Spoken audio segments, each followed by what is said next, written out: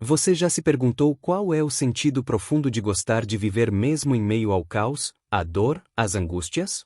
Nesta palestra com Maíse Braga, você será conduzido a redescobrir a alegria genuína de existir, não como um ideal distante, mas como uma missão diária, intensa e urgente. Vivemos tempos difíceis, marcados por sofrimento, depressão, desencanto. Ela nos alerta: viver bem hoje exige mais do que sobreviver, exige reconhecer, transformar, amar.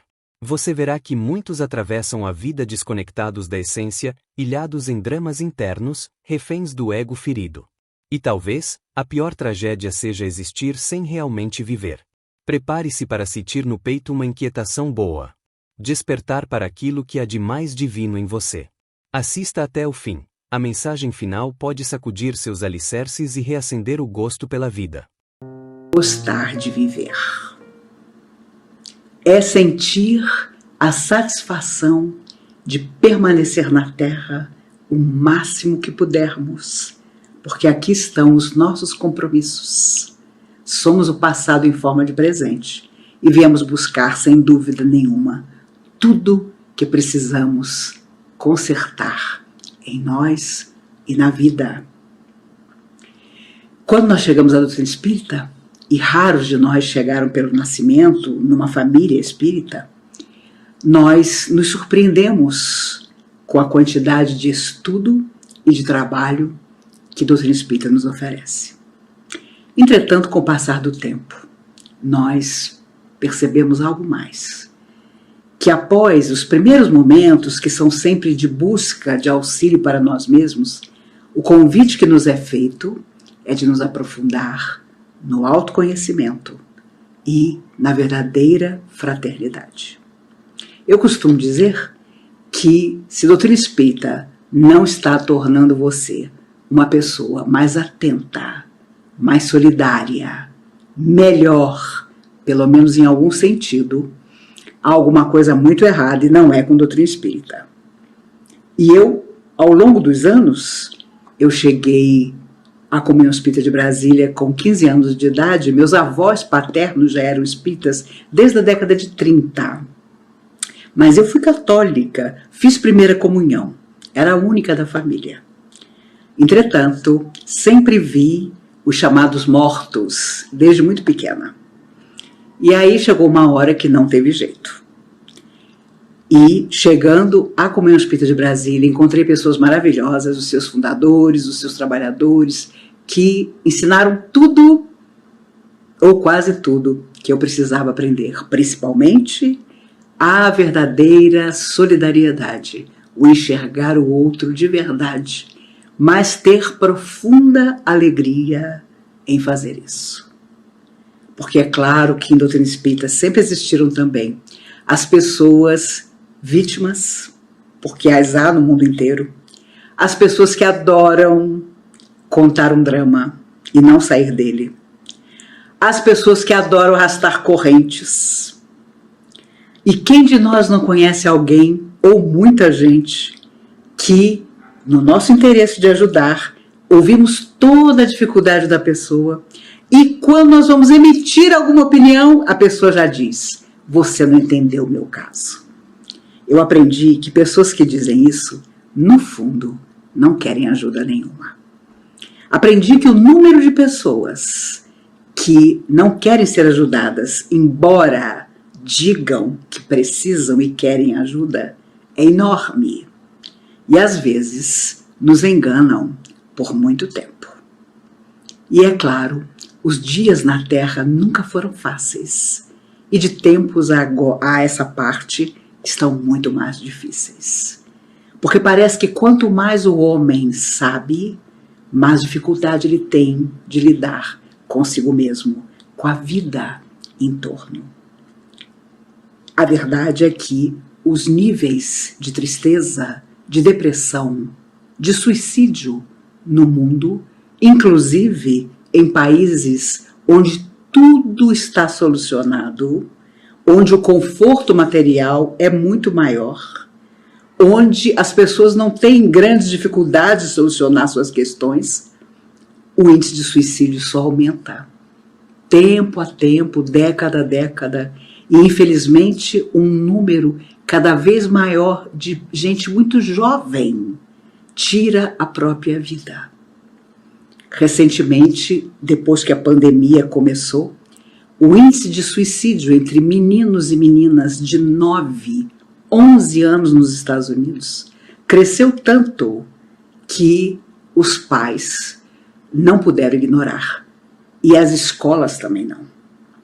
Então, sabemos bem que hoje é uma dificuldade emocional. Amanhã a pessoa se isola, depois ela não vê satisfação em nada e por aí ela vai. Há muitos anos atrás, muitos anos mesmo, o Chico Xavier ainda era moço. Ele começou a ter uma série de dificuldades de saúde que o acompanharam até os seus 92 anos de idade. Mas ele ia muito a médicos. Os médicos, naturalmente levado por amigos, os médicos começaram a dizer a ele que as dificuldades dele eram praticamente intransponíveis, que ele não encontraria solução, nem para o seu olho doente, que já estava praticamente cego, nem para a sua fragilidade física, que volta e meia chamava a sua atenção e lhe trazia uma série de lutas. Ele teve angina praticamente a vida toda. Tenho amigos que já tiveram crise de angina e costumam me dizer que até hoje se surpreendem em que uma pessoa como Chico Xavier tenha suportado as crises de angina. Porque dizem eles que quando vem a crise de angina, você tem vontade de esmurrar a parede. Tamanha a dor que a crise de angina provoca no seu coração. E o mal-estar no corpo inteiro é impressionante. Mas naquela época, o Chico ainda era bem moço, entretanto, o prognóstico dos médicos nunca era bom. E Emmanuel começou a reparar que ele, Chico, estava assim, extremamente desanimado. Ele começou a não ter vontade de comer, ele começou a se isolar um pouco, e era a última coisa que ele podia fazer, porque a sua tarefa estava totalmente ligada ao contato com as pessoas necessitadas de toda a parte que o buscavam e que o buscaram a vida inteira. Ele, Emmanuel, começou a reparar nas refeições do Chico. O Chico comia um pequeno pedaço de pão, deixava todo o resto. Alguém lhe oferecia o seu biscoito favorito, ele declinava. Não se alimentava direito, um dos sintomas. Emmanuel pensou, preciso fazer alguma coisa. Isso o Chico contou muitos anos depois. E começou então, desde cedo, num determinado dia, disse a Chico, hoje vamos passar o dia inteiro juntos. E os próximos dias também. Porque eu vou acompanhar todo o seu dia a dia, no seu trabalho, quando você volta para casa, as suas refeições. Eu quero que você retome o seu gosto de viver, a sua alegria de viver, antes que a situação fique mais difícil. E assim foi. Desde a hora do café, quando Chico olhava para o café, olhava para o pão, com aquele olhar assim meio desgostoso, Emmanuel não se dava por achado. Coma. No trabalho, o tempo inteiro, qualquer emoção diferente, qualquer pensamento de tristeza, Emmanuel aparecia na hora e dizia, pense positivo. O que você está fazendo? Que pensamento é esse? Então, durante semanas, Emmanuel praticamente controlou tudo que o Chico fazia, tudo que ele pensava, tudo que ele comia. E de manhã cedo, vá caminhar. O Chico cedinho, acordava muito cedo, porque tinha que estar cedo no trabalho. E quando começava a caminhar, Emmanuel já aparecia. Olhe, Chico, que árvore linda. Olha aquele passarinho ali, fazendo ninho na árvore. Olha a passarinha já organizando o ninho para que nasçam os filhotes. Que coisa linda, não é, Chico? Emmanuel, que nunca foi muito de dizer palavras boas para o Chico, ao contrário, era um mentor rigoroso, começou o tempo inteiro a chamar a atenção do Chico para todas as belezas, todas as alegrias, todas as cores que a vida tinha. E muitos anos depois, o Chico contou esse episódio. Ele disse que houve momento em que realmente os médicos, de forma tão incisiva, diziam a ele que ele nunca teria saúde nenhuma, que ele acreditou que brevemente estaria afastado de todos que amava e principalmente da tarefa que ele sabia que tinha que desempenhar. E quando as pessoas diziam, mas Emmanuel é muito rigoroso com você, Emmanuel te dá muita bronca, vive com essa disciplina toda em cima de você, ele então contou essa história, dizendo que naquelas semanas ele pôde entender, ele pôde sentir o carinho de Emmanuel por ele e a preocupação de Emmanuel para que ele tivesse um outro olhar, um novo olhar para a vida, para que tudo mais ficasse em segundo plano e ele pudesse perceber que ainda viveria muito. Quando ele tinha 32 anos, ele teve uma crise, talvez uma das primeiras crises de angina, em que o coração doía tremendamente e parecia que ia sair pela boca.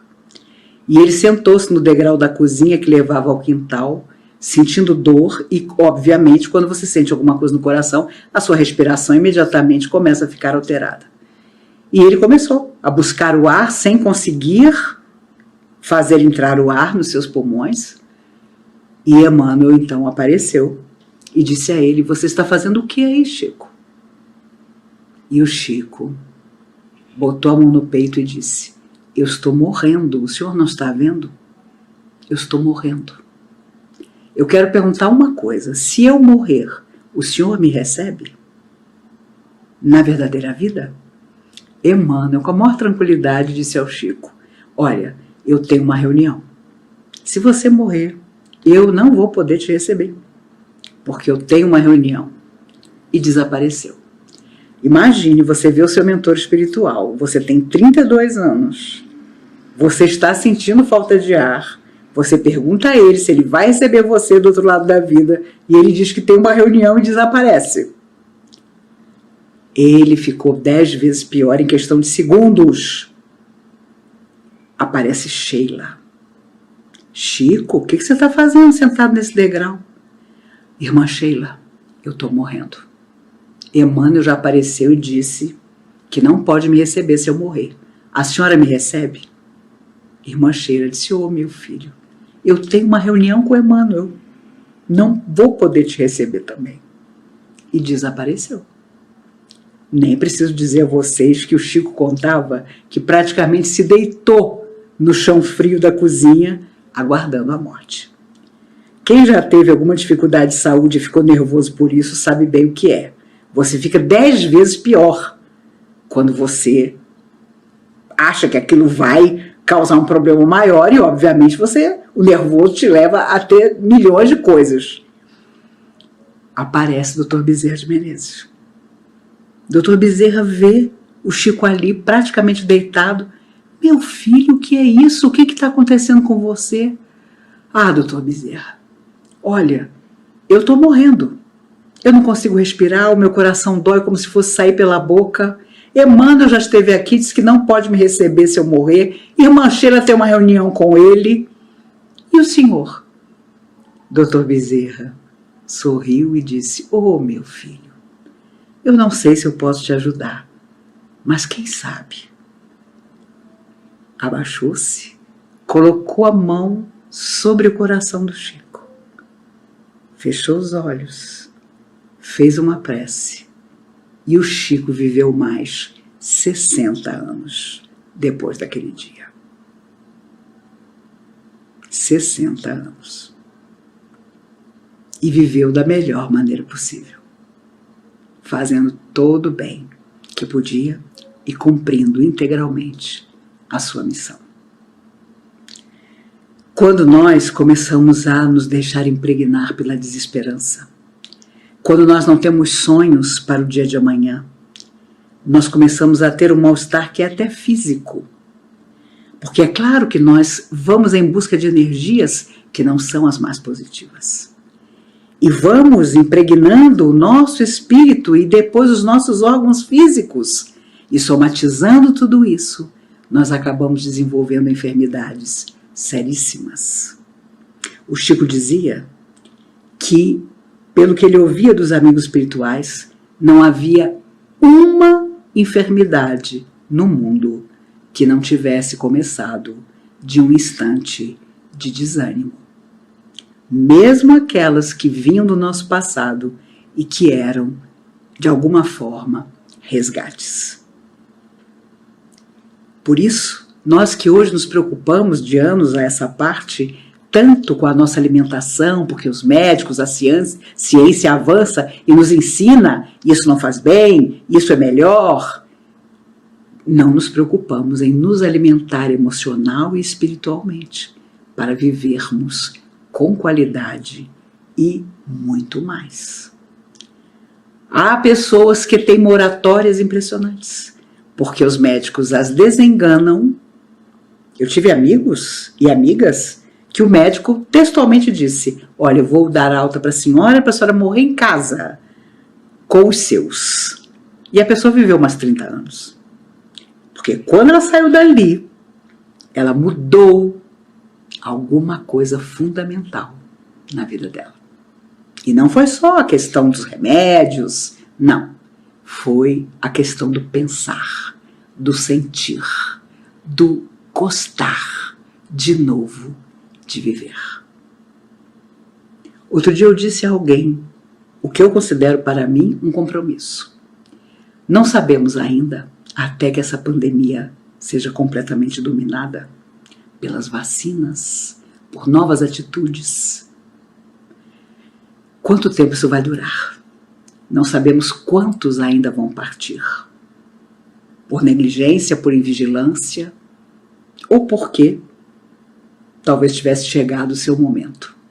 Mas, para aqueles que vão ficar, haverá um compromisso de viver por todos aqueles que não tiveram a oportunidade de uma vacina, que porventura foram colocados em risco e acabaram se contaminando. Nós teremos que fazer isso, porque a humanidade precisa aprender sem imaginar que, se agora não der certo, outras coisas piores virão. Mas o que pode ser pior do que não aprender e não deixarmos, enfim, de sermos orgulhosos, egoístas? Será que agora nós finalmente vamos exercer aquela fraternidade, o amor a Deus acima de todas as coisas e ao próximo como a nós mesmos, como Jesus veio para nos apontar? Será que finalmente agora vamos aprender? Provavelmente nem todos.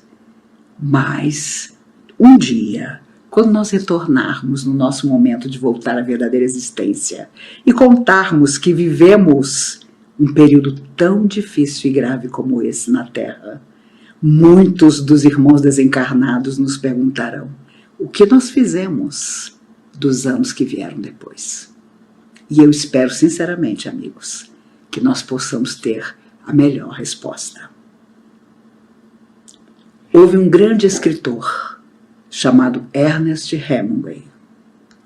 Ele recebeu o Prêmio Nobel de Literatura de 1953 porque escreveu um livro, um clássico, chamado O Velho e o Mar. Na verdade, é a história de um homem que luta com um peixe sozinho num barco. E a luta dos dois, o peixe que não quer se deixar abater e o homem que quer levá-lo como um troféu, é um livro extraordinário. Se você nunca leu, leia. É um clássico. Foi levado por Hollywood ao cinema e o ator que fez o pescador foi um grande ator da época, Spencer Tracy.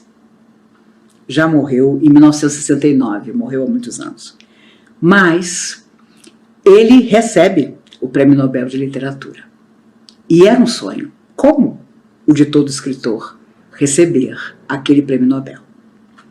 Entretanto, a partir daí, ele que era um jornalista famoso, ele que era um homem emérito, ele cobria guerras, tinha uma capacidade de colocar em palavras os pensamentos, as emoções, as entrevistas que fazia, como raramente se via. A partir daquele recebimento, em que o mundo inteiro o homenageou, ele passou a se atormentar. Porque ele queria de novo escrever uma obra-prima como aquela. E algo em seu coração dizia que ele nunca mais conseguiria. Esse foi o seu tormento. Ele deixou de ser feliz. Ele mal conseguiu aproveitar aquele momento único de glória em que o mundo inteiro olhava para ele, admirando o seu gênio. Ele já começou a lamentar o fato de que provavelmente nunca mais ele escreveria outro livro tão maravilhoso como aquele. E assim foi. Ele teve vários casamentos, foi um homem muito bonito, era um homem que adorava caçar, fazia coleção de armas, de espingardas em sua casa. E aí começou a acontecer uma coisa ainda mais grave do que a tristeza do seu coração, que não conseguia mais gostar da vida: o alcoolismo. Às vezes nós nos lançamos a condenar o outro por um determinado vício, mas não sabemos se nós, no lugar do outro, resistiríamos por tanto tempo como o outro resistiu até lançar-se às dificuldades emocionais que o levaram àquele vício. Hemingway não só tornou-se um alcoólatra conhecido, como casou-se com uma mulher por quem ele se apaixonou, que era igualmente alcoólatra. Os amigos, e ele tinha muitos, porque era um homem extremamente educado, agradável, bom de coração, se reuniram certa vez para, numa reunião, propor a ele que se internasse em algum lugar para se desintoxicar. E propuseram à esposa ajudá-lo. A esposa, com a maior sinceridade, disse: eu não posso fazer nada, porque ele perdeu o gosto pela vida. E eu, igualmente, eu também sou igual. Por isso eu também bebo muito e eu não vou obrigá-lo a nada que ele não queira. E ele se internou várias vezes, porque chegava um momento em que ele ficava insuportável, ninguém conseguia estar ao lado dele. Depois da sua última internação, onde ele ficou algum tempo, os amigos viram tanta melhora nele, ele estava magro, bem disposto, que o convidaram para que ele fosse à sua casa de campo e lá permanecesse por algum tempo, para recuperar-se completamente. E ele disse: vocês têm toda a razão. Lá no campo, eu estou no lugar onde gosto, eu vou estar lá com vocês, me visitem, eu estarei lá com a minha mulher, vamos estar animados, quem sabe eu começo a escrever um outro romance. Entretanto, ele voltou a beber escondido. Mal havia saído da clínica de reabilitação. A esposa não tomou providência nenhuma. Ela gostava demais dele, até para contrariá-lo. E certa manhã, em 1961, quando ela sai para uma caminhada, ele diz a ela: não se preocupe, hoje acordei animado. Vá para sua caminhada, depois tomaremos café juntos. Quando ela voltou, ele havia tirado a própria vida com a sua espingarda favorita.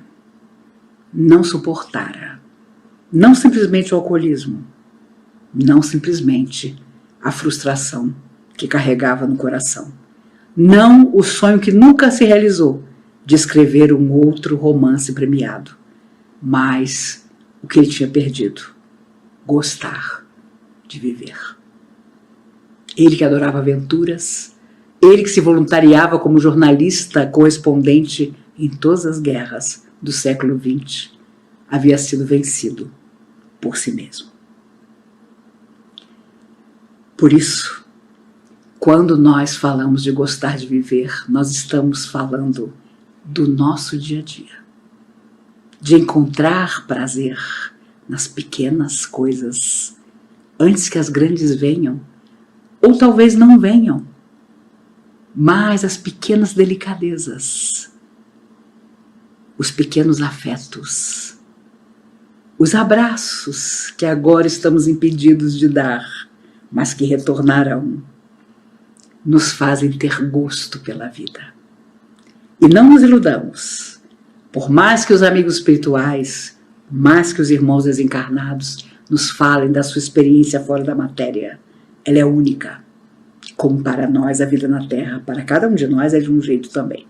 Eu me recordo que o Chico, quando as pessoas perguntavam, Chico, você tem medo de morrer? Ele disse, de jeito nenhum, eu tenho medo do processo, porque eu não quero dar trabalho. E claro, não deu trabalho nenhum. Entretanto, ele dizia, olha, só tem uma coisa que às vezes eu observo. Todos os meus amigos que aparecem para mim desencarnados, nenhum deles está mais feliz fora da matéria do que estava na Terra. Há alguma coisa que falta, dizia o Chico, e talvez sejam as alegrias que só na Terra nós temos. E é verdade. Por isso viemos a ela muitas vezes, porque há coisas que só resolvemos no planeta que nos acolhe. Hoje a Terra, provavelmente 1000 anos, 2000 anos atrás, ainda a Terra.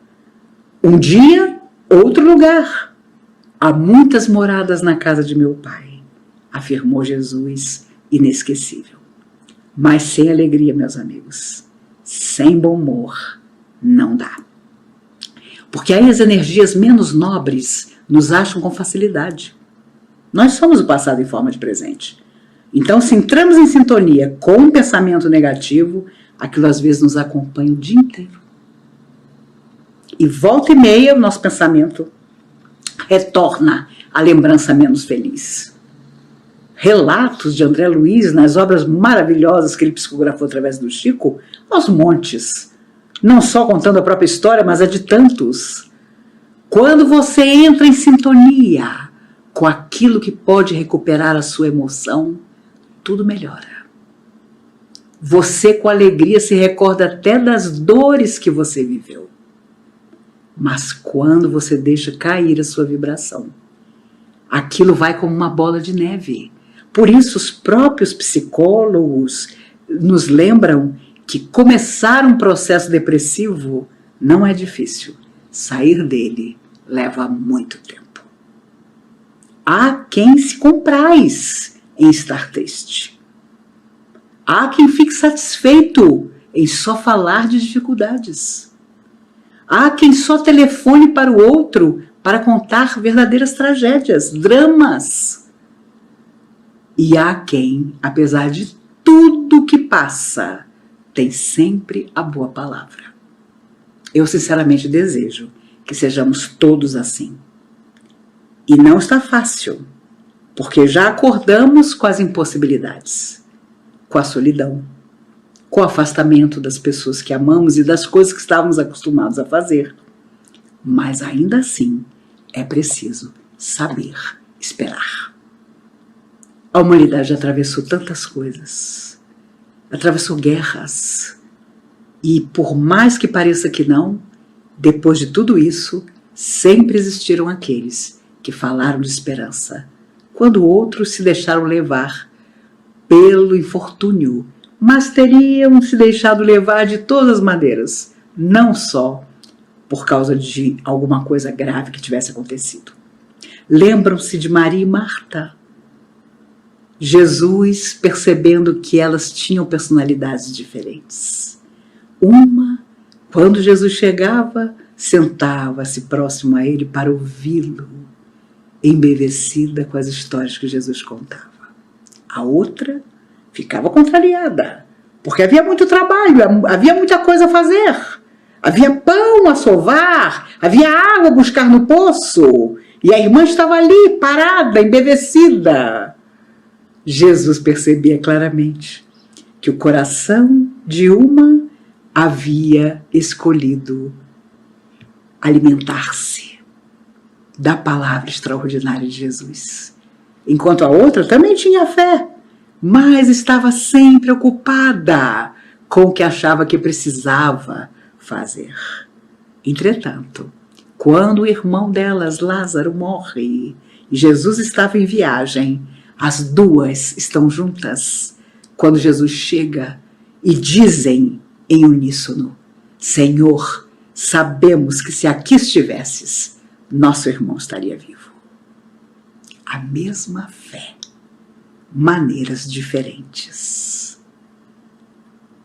Se algo eu podia desejar a todos nós, é que a mesma fé, aquilo que nos diz, mesmo na hora mais difícil, que tudo vai acabar dando certo, nos envolva a todos, mesmo que pareça que não. Mesmo que alguém tão chegado ao seu coração diga que não. Thomas Edison há semanas tentava fazer acender a pequena lâmpada no centro da mesa. E numa madrugada, exausto, ele ouviu seu melhor amigo dizendo: desista agora desse invento. Com certeza, cabe ao homem viver à luz de velas para sempre. Eu anotei aqui 700 experiências que você fez e que não deram certo. Imagine você de madrugada, escutar do seu melhor amigo que aquilo ao qual você dedica sua vida não vai dar certo. Entretanto, Thomas Edison era um daqueles que veio à Terra para nunca desistir. Ele então diz ao amigo: agora é que eu não vou desistir, porque você já tem anotado aí as 7 coisas que eu fiz, que eu experimentei e que não resultaram em nada. Agora é que eu não vou desistir. E 2 noites depois, a lâmpada no meio da mesa se acende e muda a face do mundo para sempre. Ele adorava viver, Thomas Edison. Ele era amigo de Henry Ford. Aconselhava Henry Ford, que Henry Ford, miliardário, só pensava em construir carros e carros e carros e ficar cada vez mais rico e aí por diante. Os dois eram amigos. Passavam tardes pescando, conversando, mas como espíritos eram bem diferentes.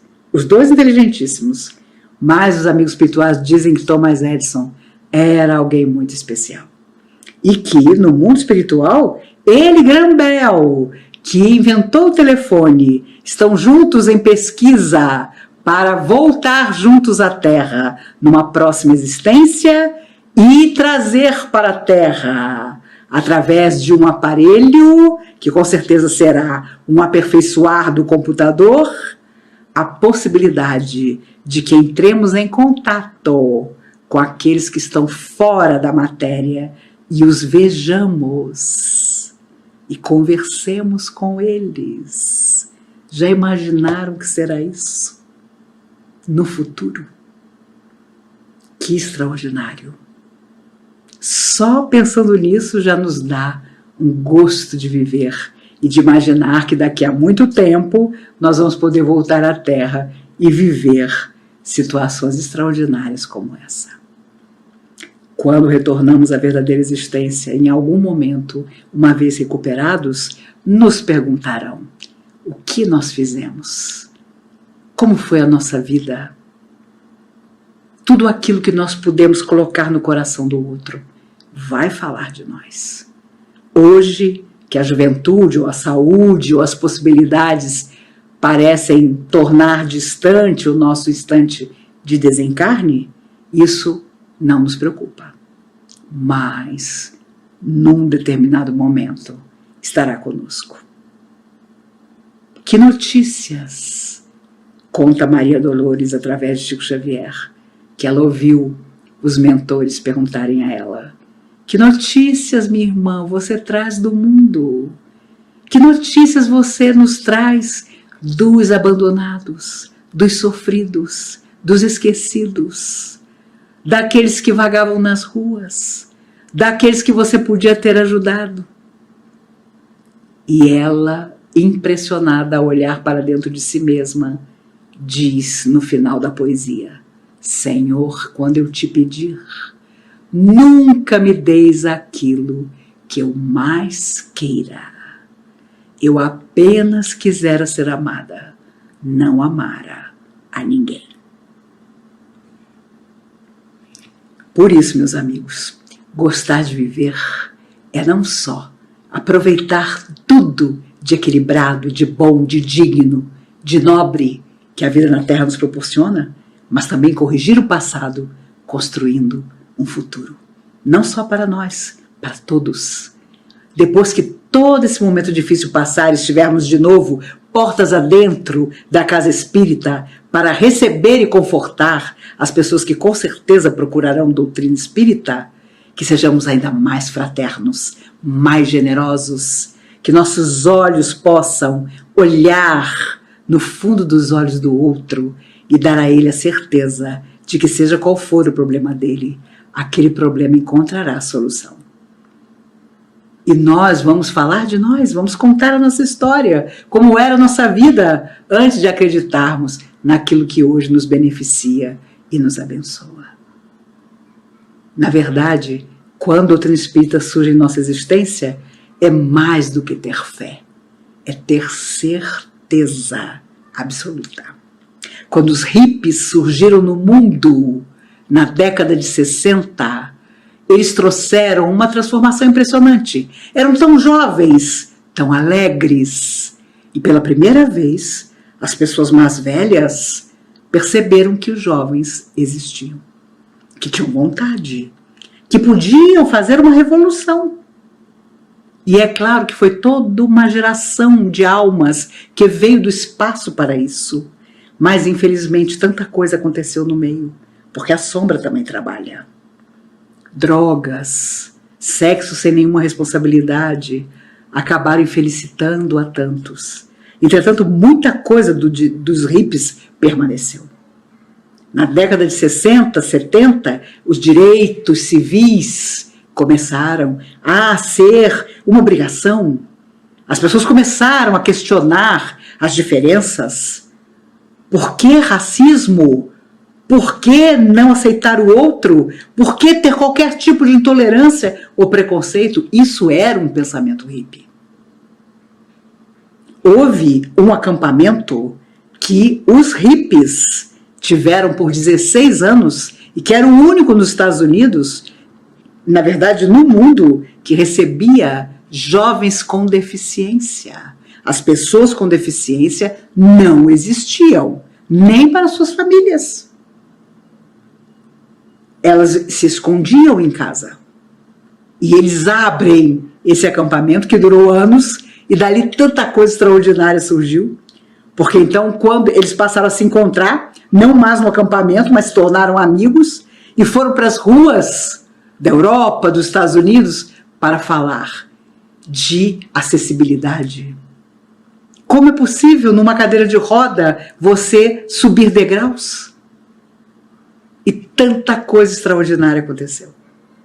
E eram hippies que simplesmente gostavam de ter alegria e queriam que muita gente fosse alegre, de preferência todo mundo. Por isso, eu me recordo bem, na época dos meus avós espíritas, eu era muito pequena, mas o espírita era de uma, vamos dizer assim, seriedade exagerada. Meu Deus, qualquer sorriso era olhado assim meio com desconfiança. Qualquer manifestação, nossa, fulano é meio perturbado. E hoje sabemos que não é nada disso. Que as almas amigas gostam de estar conosco, não só porque significamos trabalho para elas, mas também satisfação de nos ver avançar, como elas avançam também. Uma vez o Chico, morto de dor nos olhos, Dr. Bezerra aparece de madrugada e ele diz: "Ô, Dr. Bezerra, eu sei que eu não sou nada, eu sei que eu sou um burrico, um burro de carga, mas pelo amor de Deus, o senhor pode me ajudar porque eu estou alucinado de dor no olho." E Dr. Bezerra, como bom cearense, deu uma risada e disse: meu filho, se você é um burrico, o que sou eu? O senhor, disse Chico, é um veterinário de Deus. Me ajude, por favor.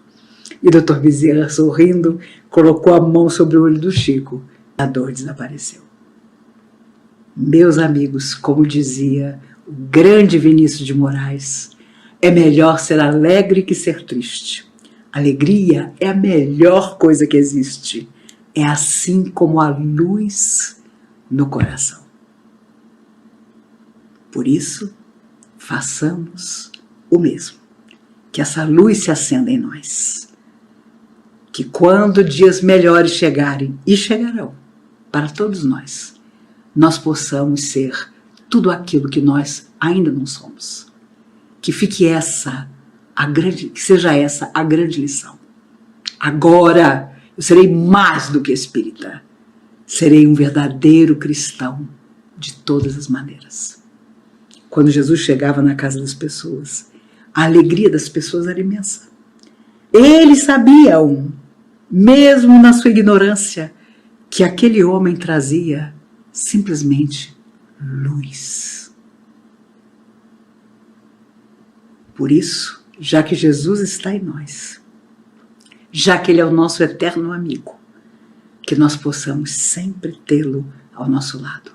Mas não simplesmente como alguém que nós vamos adorar, mas como companheiro de todas as nossas horas. Principalmente quando nós estendermos auxílio àquele que precisa. Vamos combater de todas as maneiras o desânimo, o desalento, a tristeza, a depressão, onde estiverem. Vamos fazer palestra sobre isso, vamos discutir sobre isso, vamos ficar atentos aos jovens, aos pré-adolescentes, àqueles que sofrem bullying nas escolas e não têm coragem de contar em casa. Vamos ser amigos, não só pai e mãe, mas amigos dos nossos filhos e dos nossos netos. E com muita alegria dizer a eles que nós queremos que saibam que podem contar conosco em todos os instantes das suas vidas. Façamos isso. De que adianta ser fraterno nas campanhas Alta de Souza se portas adentro da nossa casa não conhecemos a real alegria de saber, porque sabemos que ali, no seio da nossa família, estão os amores de ontem, mas os cobradores de ontem também. Que haja alegria e que a maior alegria seja um dia nos encontrarmos pessoalmente e não através de uma palestra gravada. Tenho certeza absoluta que tanto eu como vocês, amanhã, estaremos ainda melhores do que estamos hoje. Porque nada nos impedirá de sermos felizes fazendo os outros felizes. Que gostar de viver seja a primeira condição para todos os dias recuperar a saúde talvez perdida, manter a saúde que porventura temos, mas principalmente transmitir a todo mundo a mensagem de fraternidade, de carinho, de beleza que o Cristo e tantos mensageiros ao longo do tempo nos ensinam. Eu sou o caminho, a verdade e a vida, afirmou Jesus. Aqui está o chamado. Viver não é apenas existir, é florescer em meio às tempestades. Você já percebeu que a vida pode ser repleta de significado, mesmo no escuro. Maíse nos lembra que somos o passado em forma de presente. Trazemos, no hoje, a missão de curar, amar, transformar. Chico Xavier, em sua jornada de dor e luz, nos mostra que viver é resistir, é reescrever o amanhã. Se o gosto de viver se perdeu em você, ele pode ser reencontrado. Comece nas pequenas alegrias. Um olhar amigo, um gesto de bondade, a entrega de um minuto de solidariedade. Transforme os muros internos em pontes, deixe sua luz iluminar quem anda nas sombras. Se esta mensagem tocou seu coração, não aguarde só para você, compartilhe com quem desperta. Deixe seus pensamentos nos comentários, sua história pode acender a chama no âmago de outros. Inscreva-se. Continue conosco nessa jornada de reconstrução espiritual. Que o Cristo, que mora em você e em mim, nos fortaleça para viver como mensageiros da alegria divina.